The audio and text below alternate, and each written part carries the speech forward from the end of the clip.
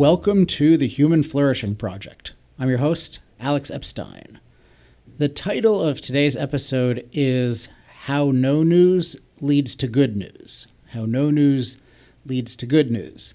And it's in honor, that wasn't very precisely pronounced, in honor of the upcoming New Year and the phenomenon of New Year's resolutions, which I'm actually a big fan of, at least morally. I think it's great that we at least take one time a year to reflect on our lives and to resolve to make them better. And if you search Alex Epstein New Year's, you should find an article that I wrote many years ago.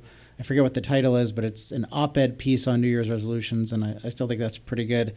And then someone reminded me recently, I have a YouTube video called Resolution Revolution, which that person thought this audience might be interested in. And it was suggested to me maybe you should say something about New Year's resolutions. And I think I'll say something 2 weeks in a row, but this week I want to talk about something to resolve to do less of, which is consume news, at least in the conventional sense of consuming news.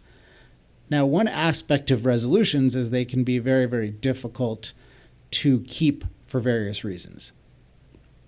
Now, one thing that can make new things easier to do, I believe, is if it's based on a new understanding. And I'll explain this more as we go through, but the basic idea is sometimes it can be hard to just force yourself or will yourself to do something new, but sometimes, or to change a behavior, but sometimes if you have a new perspective on a behavior, it just becomes less desirable immediately. And I remember this happened to me when I was young with slot machines. I thought as a teenager, oh my gosh, this is the coolest thing ever. Slot machines are great. And then over time, I just had a certain understanding that, oh, well, I would watch all of these people suffer at them and be miserable. And so I would associate them with that. And then also I understood the probabilities of gambling. And then I also understood the incredible potential to make money via investing or starting one's own business. And then the whole phenomenon of slot machines just became completely unappealing. I didn't have that big a habit, but I definitely remember as a teenager, I was really drawn to them, and then it disappeared. And it wasn't one of these things where I just willed myself to stop doing it.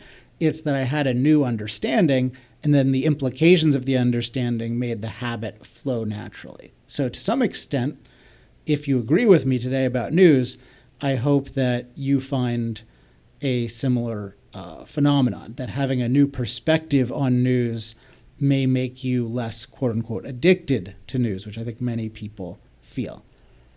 So to start out with this idea of how no news leads to good news, I want to share a story, a piece of news, or a story about a piece of news that I experienced this week. And the news was there was what I would regard as a hit piece about me, or at least prominently including me, done by the Weather Channel on their website. And so I got notified, hey, there's this critical piece of you about you on the Weather Channel. And the interesting thing, which even surprised some of my coworkers, was that my first response was not to read it. And I don't mean that I'll never read it, but my response was, I'm not going to read this. I had my coworkers look at it and say, okay, is there anything really urgent here? And they said there wasn't, although something would be good to respond to at some point. And so I just said, okay, great, and put it out of mind and just said, okay, I'll read it over the weekend when I'm planning the next week, maybe I'll read it at some point soon. Now, why is this a big deal? Well, it's an example of something where in general, we have this idea that we should be reading news, and that when there are updates in the world, we want to be on top of those updates. And you might think, well, particularly if there's an update about you, if a prominent publication is mentioning you, surely that's something to attend to immediately. And my view is that no, most of the stuff that comes to us as news is some stuff either we should attend to never or attend to at a very specific time that is not now. And this goes to what is news? And for our purposes, I'm going to say news is information about developments in other people's lives shared according to other people's agendas. So again, information about developments in other people's lives shared according to other people's agendas. And I would add to that, one aspect of news is there's this feeling that it's really part of our lives, and not just part of, but urgent to our lives. And so then the question is, when and to what extent do I want this news? To what extent do I want information about developments in other people's lives shared according to other people's agendas? And my basic answer is, well, I ask, what kind of information do I need in my life? And it's information that I need for my agenda, which rarely overlaps with other people's agendas. Now, this show is about human flourishing, so my short version of a flourishing life involves two things. One is creating a lot of value in a way that I find deeply enjoyable and meaningful. So that's core of life, I believe, or at least the best potential life. And then two is, once I've created that value, making the most of the free time and the abundant resources that creating that value affords me. So it's creating a lot of value and then making the most out of the value I've created, including free time and abundant resources. And then that allows things like very rewarding relationships and all kinds of other things that make life great. So then in terms of information, it's worth asking, what kind of information do I really need to create and consume value? And when do I need it? Now, most of the information I need in life is information needed to complete my specific projects, whether those are work projects or personal projects. And then there's a general category of, I want to be up to date on what's happening in the world. But I suggest that we be quite suspicious of that information in terms of how relevant it really is to our lives, and certainly that we put it in the category of, I'm going to consume this once in a while when I'm not attending to the crucial things in my life. Because the crucial things in my life, I think a really valuable way to think of it is my agenda. And remember, news is stuff that is shared according to other people's agenda. But achieving our own agenda, whatever our agenda is, you can almost guarantee it requires a lot of focus. And the thing about information shared according to other people's agendas, and also it's shared to be very stimulating, is that that interferes like crazy with our agenda. So to even the example of this week, this hit piece about me, even that was not on my agenda. My agenda right now is I'm working on a major revision of a book, and that takes hours and hours a day of focus. And in terms of what I want to do in my life, that book is a big part of it. And then I have another big project, and then I have different relationships and other priorities and keeping the business running. And really, one more person saying something in a hit piece is not that high a priority if I really look at my agenda. Now, it can feel like a high priority, and if I read the piece, then I'm going to feel like it's a high priority. And this is part of news.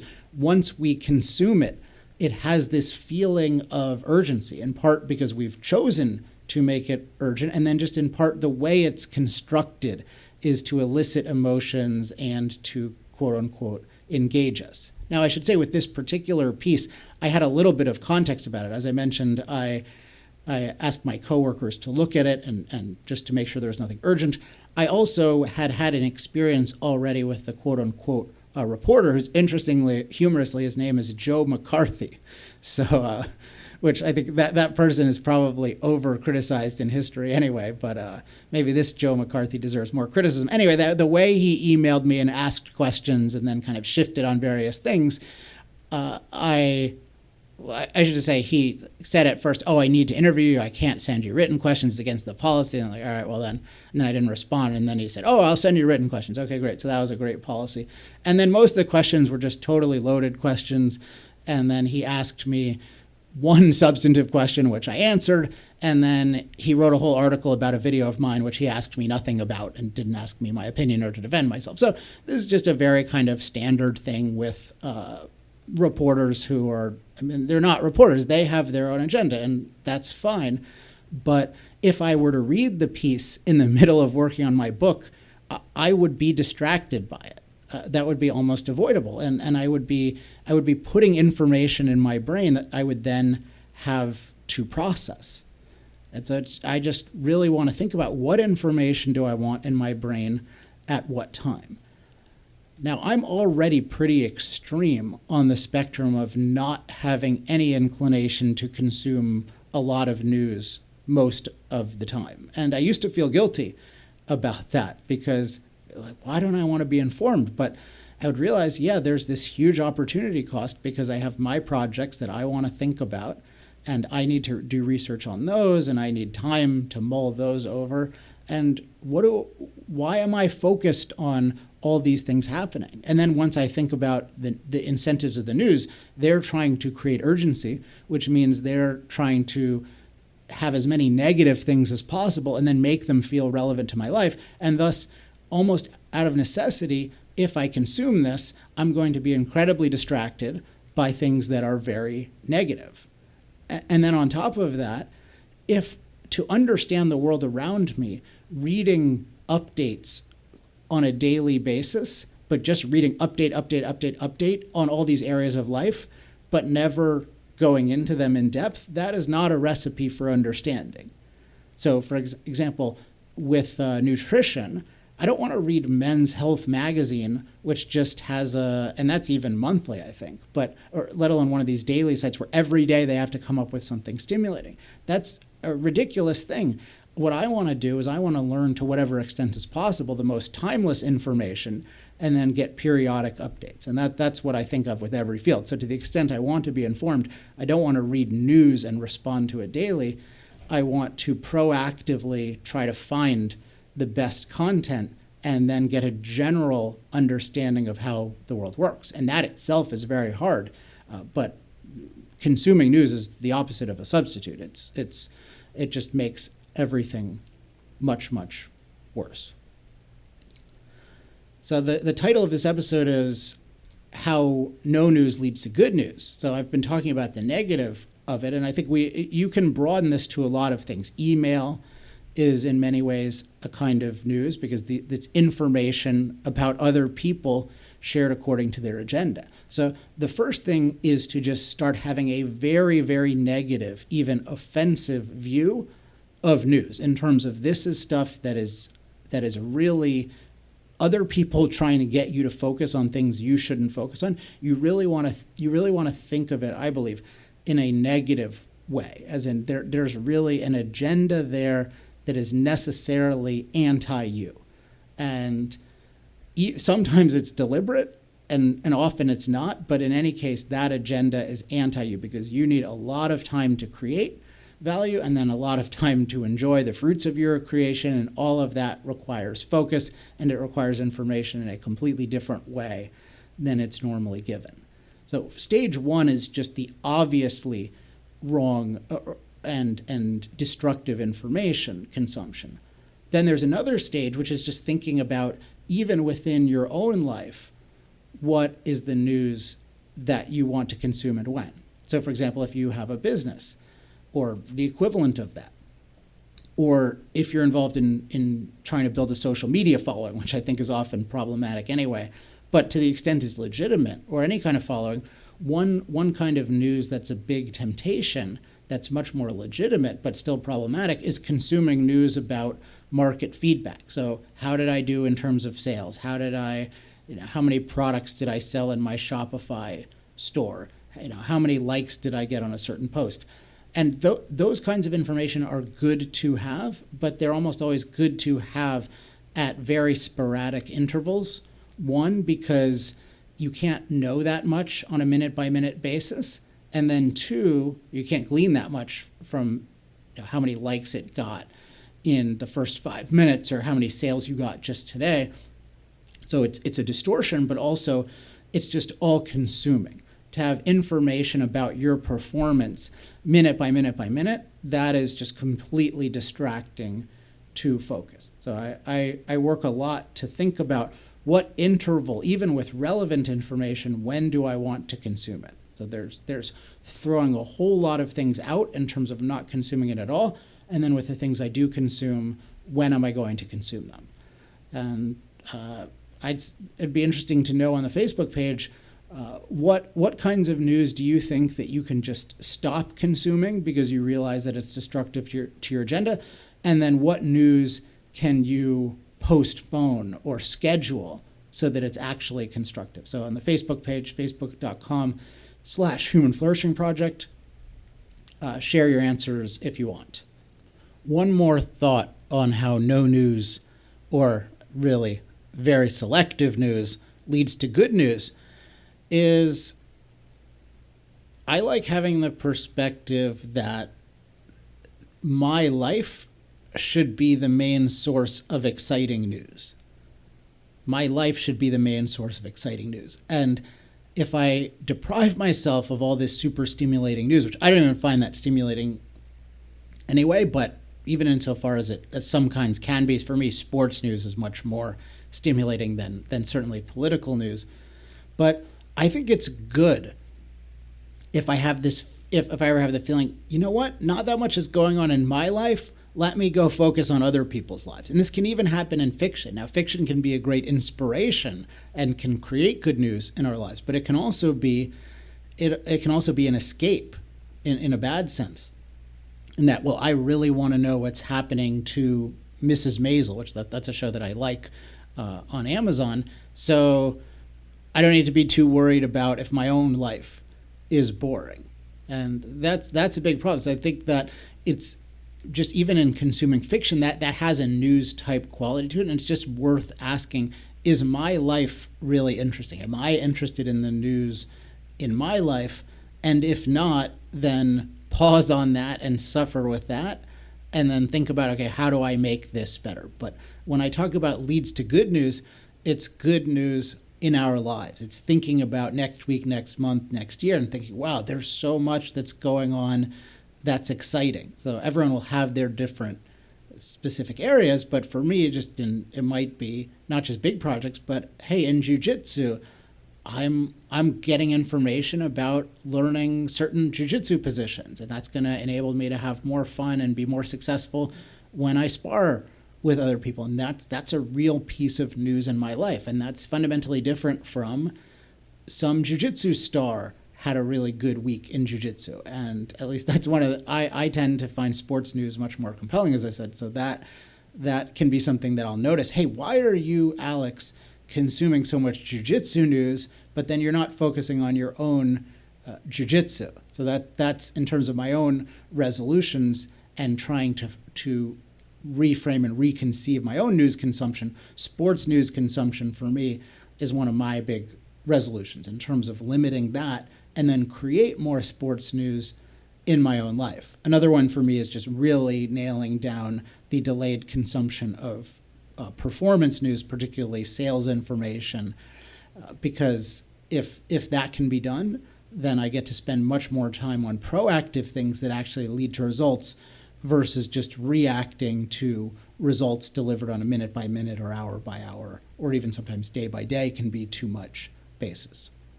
So for 2019, it's worth thinking about how can you limit and schedule your consumption of information so that it's driven by your agenda.